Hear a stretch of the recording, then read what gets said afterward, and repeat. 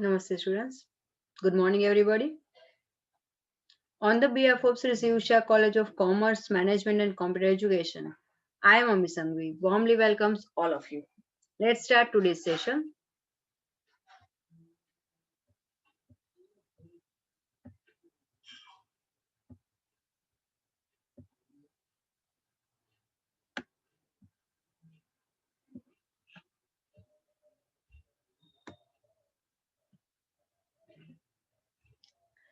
It's an initiative of online teaching 2021. 2020-21 first time આપણે start કર્યું છે ઓનલાઈન ટીચિંગ. અહીંયા આપણે બે ક્લાસમાં કમ્બાઈન આપણે લેક્ચર અત્યારે અરેન્જ કર્યો છે. ફર્સ્ટ સ્ટાર્ટ કરીએ તો department commerce class B Com semester 1 subject computer application in business જેને આપણે આઈટી થી ઓળખીએ છીએ. સેકન્ડ છે management department class BBA semester 1 અને સબ્જેક્ટનું ટાઇટલ છે office automation tools. Unit 1 computer basic day 3 આપણું છે. Syllabus copy suppose B Com semester 1 માં આઈટી રાખ્યું છે, સ્ટુડન્ટ્સ પાસે સિલેબસ કોપી ન હોય તો સ્ક્રીનશોટ લઈ લેજો. અહીંયા બીકોમ નો સિલેબસ કમ્પ્લીટ થાય છે, થિયરી પ્રેક્ટિકલ બધું. ઓએટી નો સિલેબસ પેલા 3 યુનિટ થિયરીના અને ચોથું યુનિટ પ્રેક્ટિકલનું. તો આ રીતે બંનેના સિલેબસ કોપી પહેલા મૂકી દીધી મેં. સ્ટાર્ટ કર્યું છે આપણે યુનિટ 1 કોમ્પ્યુટર બેઝિક્સ જે બંને ક્લાસમાં કોમન છે. યુનિટ 1 ઇન બોથ ક્લાસ બંનેમાં કોમન છે આ, જેની અંદર we have completed the following topics. આપણે આટલા ટોપિક્સ કમ્પ્લીટ કર્યા. Definition of computer, block diagram of computer અને કેરેક્ટરિસ્ટિક્સ ઓફ કોમ્પ્યુટર.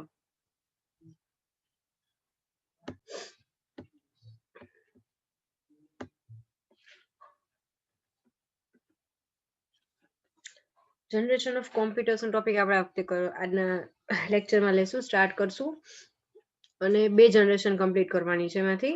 હવે લાસ્ટ જે મેં બે લેક્ચર લીધા એની અંદર મને અમુક રિવ્યુઝ જે મળ્યા છે સ્ટુડન્ટ પાસેથી, એમાં જે ઇમેજ મેં મૂકી હતી એમાં બહુ આઈડિયા નથી આવ્યું ઇમેજની અંદર ક્લિયર. એટલા માટે આ વખતે મેં પાવર પોઈન્ટ પ્રેઝન્ટેશન બનાવ્યું છે, જેની અંદર સપોઝ એક્ઝામમાં આ ક્વેશ્ચન પૂછાય તો તમારે કેટલું કન્ટેન્ટ લખવું, બુકનું બધી જ વસ્તુ નહીં પણ એક લિમિટેડ કન્ટેન્ટ એક્ઝામમાં આ ક્વેશ્ચન પૂછાય તો તમે શું લખશો એ હું તમને કરાવું છું. તો જે લોકો પાસે બીબીએ વાળા સ્ટુડન્ટ છે તો ઓએટી ની ટેક્સ્ટ બુક છે તો એમાં આ ડિટેલ્સ બધી આપી જ છે, તો તમે ટીક કરી શકો છો. અને આઈટી ઓએટી વાળા બીકોમ વાળા સ્ટુડન્ટ છે તો એ લોકોને પણ કદાચ ભારત પ્રકાશનની ટેક્સ્ટ બુક જો રેન્ટ ઉપર બુક લીધી હશે તો આપી હશે, પણ એની લેંગ્વેજ થોડીક ટફ છે. તો તમારે ઈ ટેક્સ્ટ બુક માંથી પ્રિપેર કરવું હોય તોય કોઈ વાંધો નથી. અને અહીંયા મેં જે પીપીટી બનાવી છે એમાંથી સિલેક્ટેડ ટોપિક્સ મતલબ બહુ વ્યવસ્થિત બનાવ્યું છે, તો એ પ્રમાણે તમે નોટ ડાઉન કરીને એક્ઝામ માટે અત્યારથી બુક્સ પ્રિપેર કરી નાખો તો that will be well and good. અને આઈ સજેસ્ટ કે કરો, બાકી ચોઇસ ઇઝ યોર્સ. સ્ટાર્ટ કરીએ જનરેશન ઓફ કોમ્પ્યુટર્સમાં. As technology went on advancing, the components used in computer also changed, leading to computers that were more efficient and smaller in size. હવે સૌથી પહેલા તો what is generation? તો જ્યારથી કોમ્પ્યુટરની શરૂઆત થઈ, સૌથી પહેલું કોમ્પ્યુટર જે શોધાયું કહેવાય છે બહુ મોટા રૂમ જેવડું હોલ જેવડું હતું, બરાબર. તો એ જે ફર્સ્ટ કોમ્પ્યુટર છે ત્યારથી શરૂ કરીને અત્યાર સુધીનું જે છે એમાં ટેકનોલોજી બદલાઈને એમ આપણે જનરેશન કર્યું. મતલબ પેલા સ્ટાર્ટિંગ જે ટેકનોલોજી થયું એટલે ફર્સ્ટ જનરેશન, પછી કંઈક નવી ટેકનોલોજી આવી એટલે સેકન્ડ જનરેશન. જેમ આપણે હ્યુમન બીંગમાં પેઢી હોય છે કે દાદા પરદાદા દાદા પપ્પા તમે, તો આ રીતે કોમ્પ્યુટરની અંદર પણ ટેકનોલોજી વાઇઝ જનરેશન એટલે કે પેઢીને કેટેગરાઇઝ કરવામાં આવ્યા છે અલગ અલગ જનરેશનમાં, અલગ અલગ ટેકનોલોજી વાઇઝ તમે કોમ્પ્યુટર્સને. તો જેમ જેમ ટેકનોલોજી એડવાન્સ થતી ગઈ એમ કોમ્પોનન્ટ્સ જે કોમ્પ્યુટરમાં યુઝ છે થતા ગયા એ બદલાતા ગયા, અને એના લીધે એ વધારે એફિશિયન્ટ થતું ગયું કોમ્પ્યુટર અને સાઇઝ એની ઘટતી ગઈ. To store program in digital,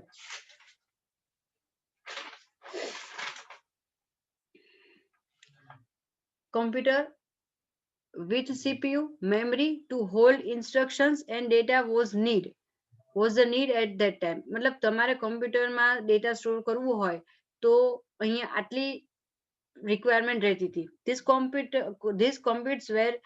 Computers were built by using vacuum tubes. Computers છે અહીંયા, compute નથી. These computers were built by using vacuum tubes, transistors and integrated circuits. તો અહીંયા તમને અલગ અલગ શોર્ટમાં જે ટેકનોલોજી યુઝ થઈ છે એના નામ આપી દીધા. These developments are classified into the various generation of computers. આ જે ડેવલપમેન્ટ થયું, પહેલા stage, second stage, third stage, fourth stage, fifth stage, તો આ જે સ્ટેજીસ છે એને જનરેશનના નામથી ક્લાસિફાય કરવામાં આવ્યા છે. The classification is based on the technology, speed and storage, reliability and cost of machines. તો અહીંયા આ ક્લાસિફિકેશન મેઇન આ 5 વસ્તુના બેઝ ઉપર કરવામાં આવ્યું છે. First of all technology, main તો ટેકનોલોજી જ છે. સેકન્ડ સ્પીડ, ફર્સ્ટ જનરેશન કરતા સેકન્ડમાં સ્પીડ વધી, સેકન્ડ કરતા થર્ડમાં સ્પીડ ઇન્ક્રીઝ થતી ગઈ છે. સ્ટોરેજ કેપેસિટી પણ ઇન્ક્રીઝ થઈ છે. રિલાયબિલિટી, વિશ્વસનીયતા પહેલા કરતા જેમ જેમ આગળ વધતું ગયું વિશ્વસનીયતા વધી છે. અને કોસ્ટ ઓફ મશીન્સ, એનું જે આપણું બનાવવાનો ખર્ચો છે. તો સ્ટાર્ટ કરીએ. First generation computers. હવે આપણે જોઈએ તો 1942 થી 1954 આ રેન્ડમ ટાઈમ છે. દરેક ટેક્સ્ટ બુક અલગ અલગ રેફરન્સ બુક યુઝ કરશો તો એની આજુબાજુનો સમયગાળો લીધેલો હશે. કોઈ પર્ટિક્યુલર ફિક્સ ટાઈમ નથી, પણ એપ્રોક્સ 1942 થી 1954 નો જે સમયગાળો છે એને આપણે ફર્સ્ટ જનરેશન કોમ્પ્યુટર તરીકે ઓળખીએ છીએ. સેકન્ડ જનરેશન કોમ્પ્યુટર 1955 થી 10 વર્ષ લઈ લો 1964 સુધી. થર્ડ જનરેશન 1965 થી અગેન 10 years કેલ્ક્યુલેટ કરો તો 1974 સુધીનું. ફોર્થ જનરેશન 1975 to 89 અને 89 પછીના અત્યારના જે કાંઈ પણ મતલબ કે 90 થી શરૂ કરો અને અત્યાર ઓનવર્ડ્સ મતલબ અત્યારે જે કાંઈ પણ છે એ બધા ફિફ્થ જનરેશન કોમ્પ્યુટર ગણાય છે. આજના સેશનમાં આપણે 2 જનરેશન કમ્પ્લીટ કરશું, ફર્સ્ટ એન્ડ સેકન્ડ. તો સ્ટાર્ટ કરીએ ફર્સ્ટ જનરેશન કોમ્પ્યુટરથી. તો હવે મતલબ આ દરેક વસ્તુ તમારે જો નોટ ડાઉન કરવાની રહેશે. The characteristic of first generation computers are as follows. First generation computer કેવા હતા, એની લાક્ષણિકતા શું હતી, તો ત્યાંથી જ આપણે શરૂ કરીએ. ટેક્સ્ટ બુકમાં પેરેગ્રાફમાં ડિટેલ્સ થોડી વધારે આપેલી છે, પણ એ જ વસ્તુ નીચે અલગથી આપ્યું છે, એટલા માટે સેમ પેરેગ્રાફ મેં રિપીટ કર્યો નથી. First generation computer were made by the use of vacuum tubes. અહીંયા તમે ધ્યાનથી જુઓ, આ એક ઇમેજ મૂકી છે, તમારી ટેક્સ્ટ બુકમાં પણ છે, આઈટી ઓઆઈટી ની બુકમાં, અને અહીંયા મેં મૂકી છે સ્ક્રીન પર. આ પ્રકારની એક આપણે અત્યારે જે બલ્બ યુઝ કરીએ છીએ એલઈડી ને એવા, એ ટાઈપની એક નાનકડી વેક્યુમ ટ્યુબ આવતી હતી. તો એ વેક્યુમ ટ્યુબ છે એ મેઇન ટેકનોલોજી હતી જે આ જનરેશનમાં યુઝ થતી હતી. They were very big in size. ખૂબ મોટા. તમે સૌથી પહેલું કોમ્પ્યુટર જોયું હશે ને તો એક કોમ્પ્યુટરમાં લગભગ 18,000 વેક્યુમ ટ્યુબ યુઝ થયેલી છે, બરાબર, 80,000 પ્લસ. તો એ ખાલી ટેકનોલોજી માટે વેક્યુમ ટ્યુબ જ એટલી બધી. તો તમે ઇમેજિન કરો કે કેટલું મોટું કોમ્પ્યુટર હશે. તો બહુ મોટી સાઇઝમાં હતા, બલ્કી પણ કહી શકાય, વજનવાળા હતા અને બિગ મોટા હતા. Next point, the operating system was slow and took a lot of time to process information. અને સૌથી પહેલી જનરેશન છે એટલે અત્યારની કમ્પેરિઝન આપણે કરીએ તો એની ઓપરેટિંગ સિસ્ટમ જે હતી એ ખૂબ ધીમી હતી અને ઘણો બધો ટાઈમ લેતી હતી કોઈ પણ પ્રોસેસ કરવામાં. They produces heat in large amount. મેં તમને વાત કરી vacuum tube 18,000 plus vacuum tube આવતી હતી ઈ ટાઈમે. તો આ બધી જ વેક્યુમ ટ્યુબ છે, એમાં ઇલેક્ટ્રિસિટી જ્યારે પાસ કરવામાં આવે તો બધી જ યુઝ થતી હોય તો યુટિલાઇઝ કે તમે એક બલ્બ જોજો, અત્યારે તો એલઈડી બધા આવી ગયા, પણ જૂના તમારે કદાચ ઘરે પડ્યા હોય તો યાદ હોય તો યલો કલરના બલ્બ આવે છે. એ તમે થોડોક ટાઈમ બલ્બ ચાલુ રહે ને પછી એને સ્વિચ બંધ કરીને જો એને જોવાનું ટ્રાય કરો તો એકદમ ગરમ થઈ ગયું, મતલબ કે એ હીટ જનરેટ કરે છે એ વેક્યુમ ટ્યુબ. બસ એના જેવું જ કંઈક આમાં વેક્યુમ ટ્યુબમાં જ્યારે પણ એમાં પાવર ઇલેક્ટ્રિસિટી પાસ કરવામાં આવતી હતી તો એ ખૂબ જ મોટા પ્રમાણમાં હીટ જનરેટ કરતી હતી. ધેટ્સ વાય એ કોમ્પ્યુટરને મેન્ટેન કરવા માટે ખૂબ મોંઘા હતા અને આપણે ત્યારે કુલિંગ સિસ્ટમની જરૂર પડતી હતી. ઠંડક વાળી જગ્યા હોય, તમને કદાચ તમારા પેરેન્ટ્સને પૂછી લો છો કે જ્યારે પેલા કોમ્પ્યુટર લેતા ને તો સૌથી પહેલા એસી કે કુલર હોય ને તો જ કોમ્પ્યુટર કામ કરે, એ પ્રકારના કોમ્પ્યુટર શરૂઆતમાં આવતા હતા. અત્યારે તો આપણે ચાલે છે, કઈ વાંધો આવતો નથી. તો they produce heat in large amount. ખૂબ જ મોટા પ્રમાણમાં ગરમી ઉત્પન્ન કરતા હતા. Next, input was based on punch card and paper tape. તો પંચ કાર્ડ અને પેપર ટેપની મદદથી એમાં આપણે ડેટા ઇન્ટર કરવામાં આવતો હતો. તો આ કેરેક્ટરિસ્ટિક લીધી આપણે. હવે એક્ઝામ્પલ્સ લઈ લઈએ ફર્સ્ટ જનરેશનના. આ સિવાય પણ કેરેક્ટરિસ્ટિક તમે બીજી લખી શકો છો તમારી રીતે. નેક્સ્ટ પેલું એક્ઝામ્પલ છે, દુનિયાનું સૌથી પહેલું કમ્પ્યુટર છે ધેટ ઇઝ ENIAC. તમે જો ગવર્મેન્ટની તૈયારી કરતા હોય તો તમારે આ નામ ખાસ યાદ રાખવા જેવું છે. ENIAC stands for Electronic Numerical Integrator and Computer. I think ત્યાં કોમ્પ્યુટરની જગ્યાએ કેલ્ક્યુલેટર આવે છે, પણ બુકમાં કોમ્પ્યુટર આપ્યું છે તો આપણે એમ રાખીએ, કોઈ ઇશ્યુ નથી.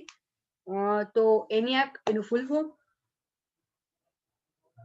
Next, ENIAC built in 1946. 42 થી 54 નો સમયગાળો છે, એટલે 1946 માં ફર્સ્ટ ટાઈમ બન્યું. Was the first electronic digital programmable computer. મેં તમને વાત કરી એ પ્રમાણે સૌથી પહેલું દુનિયાનું પહેલું ઓફિશિયલ કોમ્પ્યુટર છે.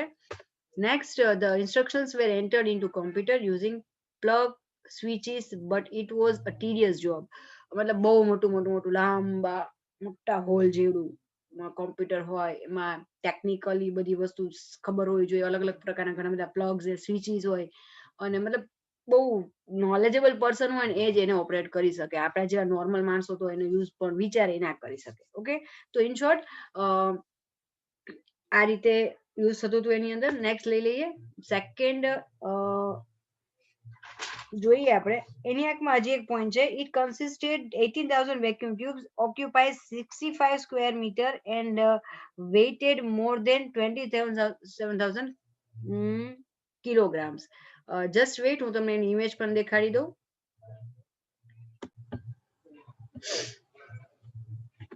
It consists of 18,000 vacuum tube, occupied 65 square meter space and weighted more than 27,000 kg. 27,000 કિલોનું તો એનું વજન હતું, તમે વિચાર કરો. એટલે એને કેટલી મોટી જગ્યા જોઈ, 65 સ્ક્વેર મીટરની એને જગ્યા જોતી હતી. હવે આપણે એક જોઈ લઈએ કેવું લાગતું હતું દુનિયાનું સૌથી પહેલું કોમ્પ્યુટર.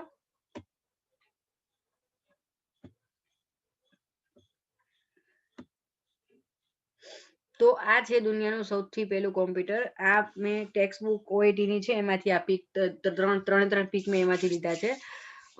તમે જુઓ તો આખો મોટો હોલ છે, એમાં બે વ્યક્તિઓ ઓપરેટ કરી રહ્યા છે. આ બધું તમે જુઓ છો ને, it's a part of computer. આખું એક જ કોમ્પ્યુટરના અલગ અલગ પાર્ટ છે. આવડા મોટા મોટા કેબલથી બધા કનેક્ટ કર્યું છે. અને તમે ધ્યાનથી જુઓ તો કેટલો મોટો હોલ, મતલબ 27,000 કિલો એટલે કેટલું મોટું થયું. તો આ આપણું દુનિયાનું સૌથી પહેલું કોમ્પ્યુટર. આઈ હોપ કે તમને ખ્યાલ આવી ગયો હશે. નેક્સ્ટ હવે લઈએ second computer, UNIVAC 1. UNIVAC stands for Universal Automatic Computer 1. UNIVAC 1 is built in 1951. 1951 માં બન્યું. Was the first computer to made available to the general public. ઓલું જે કોમ્પ્યુટર હતું ને એ સાયન્ટિફિક પર્પઝ માટે, મતલબ ઘણા બધા કોમ્પ્લિકેટેડ કેલ્ક્યુલેશન કરવા હોય ને એના માટે યુઝ થતું હતું.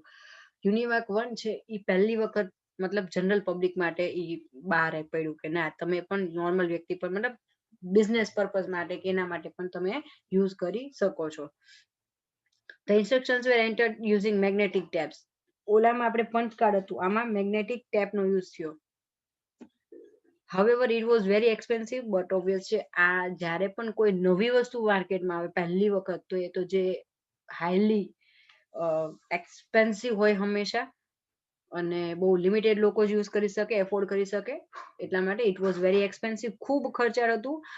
Not many organizations could afford the computer. Even જે મોટા મોટા ઓર્ગેનાઇઝેશન એમાં પણ અમુક જે બહુ ખરેખર બહુ ફાઇનાન્શિયલી સાઉન્ડ હોય એવા ઓર્ગેનાઇઝેશન એ લોકોને એફોર્ડ કરી શકે એવી એની પ્રાઇસ હતી.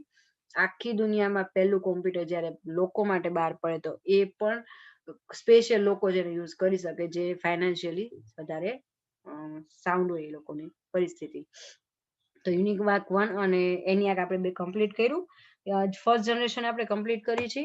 હવે સ્ટાર્ટ કરીએ સેકન્ડ જનરેશન. તો અહીંયા તમે જુઓ છો નાનકડું, આને કહેવાય ટ્રાન્ઝિસ્ટર. તો આ ટેકનોલોજી છે. 1955 to 1964 થી આ સ્ટાર્ટ કર્યું આપણે second generation computer. Second generation computer used transistor in place of vacuum tube. ઓલામાં વેક્યુમ ટ્યુબ હતી, બહુ હીટ જનરેટ થાય ને એટલે એ વેક્યુમ ટ્યુબ ફૂટી જાય, એટલે રિપ્લેસમેન્ટનું કોસ્ટિંગ બહુ આવતું હતું. હવે લોકોએ સાયન્ટિસ્ટ બધાએ વિચાર્યું કે આપણે આવું થાય ઘડીએ પડે કોમ્પ્યુટરમાં, અને મેક્સિમમ હીટ જનરેટ થાય તો બની શકે કે તમારું કોમ્પ્યુટર રિસ્ટાર્ટ થઈ જાય. તો ઇન શોર્ટ આવા બધા ઇશ્યુઝને ઓવરકમ કરવા માટે ટ્રાન્ઝિસ્ટરની ઇન્વેન્શન થયું, જેનાથી એના ઇન્વેન્શન થયું ને એ જે કોમ્પ્યુટરમાં વપરાણા ત્યારથી સેકન્ડ જનરેશન ડિક્લેર થઈ, લગભગ 1955 ની આસપાસ થયું છે. Next, transistors were more reliable, cheaper and smaller. Reliable એટલે મેં તમને સ્પષ્ટ કરી દીધું, વેક્યુમ ટ્યુબ છે એ હીટ જનરેટ કરતું હતું, એટલા માટે મતલબ વધારે હીટ જનરેટ થઈ જાય તો ગમે ત્યારે એ કોમ્પ્યુટર બંધ થઈ શકે એની પોસિબિલિટી હતી. જ્યારે ટ્રાન્ઝિસ્ટરમાં એવું કઈ ઇશ્યુ નહોતા એટલે રિલાયબલ થયું. વેક્યુમ ટ્યુબ ઘણી બધી યુઝ કરો, જ્યારે ટ્રાન્ઝિસ્ટર ઓછા યુઝ કરો એટલે સસ્તા સ્મોલ હતા, સાઇઝ ઘટી એની અને વસ્તુ ઓછી વપરાય તો બટ ઓબ્વિયસલી કોસ્ટિંગ એ ઓછું આવવાનું. એટલે ફર્સ્ટ જનરેશનની કમ્પેરિઝનમાં જે સેકન્ડ જનરેશનમાં આપણે મેઇન જે ટેકનોલોજી યુઝ કરી ટ્રાન્ઝિસ્ટર એ પહેલી જનરેશનના વેક્યુમ ટ્યુબ કરતા વિશ્વસનીય હતા, સસ્તું મળતું હતું અને સાઇઝમાં નાનું હતું. તો આ ત્રણ મેઇન ક્વોલિટી હતી જેથી કરીને વેક્યુમ ટ્યુબનો જમાનો વયો ગયો, એની જગ્યાએ કોણે લઈ લીધી? ટ્રાન્ઝિસ્ટરે. Third point, they were easier to maintain and more affordable than the previous generation computer. મેં તમને પહેલા પણ કીધું કે અગાઉ 18,000 પ્લસ વાત થઈ કે ભાઈ 18,000 પ્લસ વેક્યુમ ટ્યુબ યુઝ થતી હતી, બરાબર. એમાં વધારે ઓવરહીટિંગ થવાથી એ વેક્યુમ ટ્યુબ બ્લાસ્ટ થઈ જાય તો કોમ્પ્યુટરની અંદર તમારે વારે ઘડીએ એનું રિપ્લેસમેન્ટ કરવું પડે. જેની જગ્યાએ હવે એની જગ્યાએ રિપ્લેસમેન્ટમાં આવી ગયું કયું? તો કે ભાઈ ટ્રાન્ઝિસ્ટર, જેથી કરીને લોંગ લાઈફ હતી એની પ્રીવિયસ જનરેશન કરતા, બરાબર. તો ઇઝીલી મેન્ટેન થઈ શકે, મેન્ટેનેબલ હતું, અફોર્ડેબલ હતું, કારણ કે જેટલું અગાઉની પીસી ફર્સ્ટ ટાઈમ કોઈ વસ્તુ ઇન્ટ્રોડ્યુસ થઈ હોય અને એનો ઉપયોગ બહુ ઝાઝો મતલબ કે હોય તો બટ ઓબ્વિયસ છે કે એ મોંઘું હોય.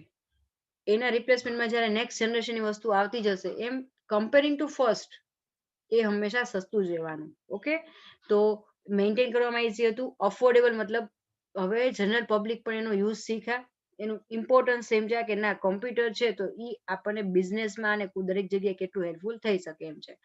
તો નેક્સ્ટ લઈ લઈએ હવે, development of high level languages. અહીંયા હાઈ લેવલ લેંગ્વેજ નો યુઝ કરવામાં આવ્યો. ઉપર ફર્સ્ટ આપણે જોયું એમાં માત્ર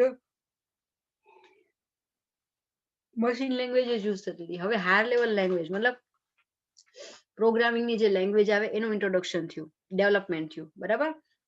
સચ as Fortran, COBOL, ALGOL and SNOBOL took place during this generations. First time higher level, પેલા લોઅર લેવલ લેંગ્વેજ જે બાઇનરી કહેવાય 0 અને 1 એ જ કોમ્પ્યુટર સમજતું હતું. હવે એક મીડિયેટર લેંગ્વેજની વાત આવી, હાઈ લેવલ લેંગ્વેજ કે જે કમ્પ્યુટરનું પ્રોગ્રામિંગ તમે ઇઝીલી સમજી શકો, વ્યક્તિ સમજી શકે, નોર્મલ બહુ એક્સપર્ટ જ સમજે એમ નહીં, એ લોકો કરી શકે એ પ્રકારે આમાં આવતું હતું. તો નેક્સ્ટ આ પ્રકારની અલગ અલગ આ લેંગ્વેજીસના નામ છે, તમે ગૂગલમાં કે ગમે ત્યાં સર્ચ કરશો તો તમને એની ડિટેલ જાણવા મળશે. અલગ અલગ લેંગ્વેજીસ છે આ. તો એનું ડેવલપમેન્ટ અહીંયા સેકન્ડ જનરેશન વખતે થયું. કેરેક્ટરિસ્ટિક લઈ લઈએ, ઉપરના પોઈન્ટ્સ પર તમે કેરેક્ટરિસ્ટિકમાં જ લઈ શકો છો, કોઈ વાંધો નથી. They use transistors made of silicon or germanium material. તો ટ્રાન્ઝિસ્ટર એ સિલિકોન અથવા જર્મેનિયમ મટીરિયલનું હતું, જેથી કરીને ઓવરહીટિંગનો ઇશ્યુઝ ઘટી ગયો. જે આપણે અગાઉ વેક્યુમ ટ્યુબ જોઈ તો એ આખી કાચના લેયર વાળી અંદર જે કંઈ પણ યુઝ થતું હોય મટીરિયલ તો એનાથી ઓવરહીટિંગનો પ્રોબ્લેમ થતો હતો. હવે આપણે મટીરિયલ બદલી નાખ્યું એટલે હીટિંગનો ઇશ્યુઝ ઘટી ગયો, પ્લસ એની જે કેપેસિટી હતી સ્ટોરેજ કેપેસિટી એ પણ સારી વધી ગઈ. They were smaller in size નાની થઈ ગઈ, took less computational time as compared to the first generation computer. પહેલા જનરેશન કોમ્પ્યુટરની લિમિટેશન શું હતી કે સાઇઝ મોટી હતી, પ્લસ કામ કરવામાં કેલ્ક્યુલેશનમાં ખૂબ જાજો સમય લેતું હતું. Comparing to first generation, second જનરેશનમાં સાઇઝ ઘટી અને એનું કામ કરવાની ઝડપ વધી ગઈ. They used assembly language for programming. મેં તમને વાત કરી એમ અલગ અલગ લેંગ્વેજીસ આવી પ્રોગ્રામિંગ માટેની. They generate less heat, they make thus making them less prone to failure. મતલબ ઓવરહીટિંગ થાય તો ઓલ ઓફ સડન કામ ચાલુ હોય, કેલ્ક્યુલેશન ચાલુ હોય અને પીસી બંધ થઈ જાય તમારું કોમ્પ્યુટર. ઓકે, અહીંયા એવું ઇશ્યુ ઘટી ગયા કારણ કે હીટ જ જનરેટ ઓછી થવા માંડી. એટલા માટે પ્રોન ટુ ફેલર મતલબ કોઈ પણ કામ વચ્ચે અટકવાની શક્યતા ઘટી ગઈ. પ્લસ આ કોમ્પ્યુટર્સ છે એ વધારે સક્સેસ ગયા. શા માટે? કે લોકો રિસ્ક જેટલું ઓછું હોય, મતલબ કામ અટકી ન જાય એવું જો એ લોકોને મશીન મળશે તો એ લોકો વધારે રિલાયબલ રહેશે. Example of second generation computer, IBM 1400 series, international business machines. ક્રિકેટના જે લોકો ફેન્સ છે એ લોકોને ખ્યાલ હશે, ઘણી વખત મારું તો ઓબ્ઝર્વેશન જનરલી કરતી હોય છું કે મેચ ચાલુ હોય ત્યારે અલગ અલગ બાઉન્ડ્રીઝમાં એડવર્ટાઇઝમેન્ટ અલગ અલગ આવતી હોય છે. તો ત્યાં IBM, આ જ IBM કેપિટલમાં ખાલી IBM લખેલું નામ જ કાફી છે. ઇન્ટરનેશનલ બિઝનેસ મશીન્સ આ એવી કંપની છે કે જે વર્ષો પહેલા શરૂઆત જ્યારે કોમ્પ્યુટરની થઈ ને પ્રોફેશનલ લેવલે કોમ્પ્યુટર બનાવવાની, તો એ આ કંપનીએ શરૂઆત કરી હતી. બરાબર. તો ઇન્ટરનેશનલ બિઝનેસ મશીન એને 1400 સિરીઝના કોમ્પ્યુટર બહાર પાડ્યા. તો IBM 1400 series of computers made by the company IBM, મેં તમને કીધું એ પ્રમાણે, used transistors and stored data in small magnetic blocks. એ લોકો ટેકનોલોજીનો યુઝ કર્યો ટ્રાન્ઝિસ્ટરનો અને ડેટાની સ્ટોરેજ કેપેસિટી વધારી યુઝિંગ સ્મોલ મેગ્નેટિક બ્લોક્સ. તમે લોકો આ નામથી પરિચિત હશો જ. નેક્સ્ટ લઈ લઈએ.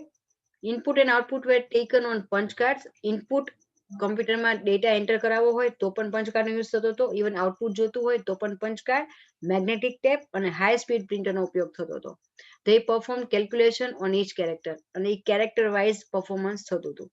Next, thousands of these computers were sold and rented and were mainly used for business applications. એટલે ફર્સ્ટ ટાઈમ તમે જુઓ તો એક દુનિયાની પહેલી એવી કંપની જેને કોમ્પ્યુટર બનાવવાના સ્ટાર્ટ કર્યા, અને thousands of computer, but obviously એનો જે યુઝ છે એ લોકોને ખ્યાલ આવી ગયો કે આ ટેકનોલોજી તો આપણા બિઝનેસમાં ખૂબ સારી છે.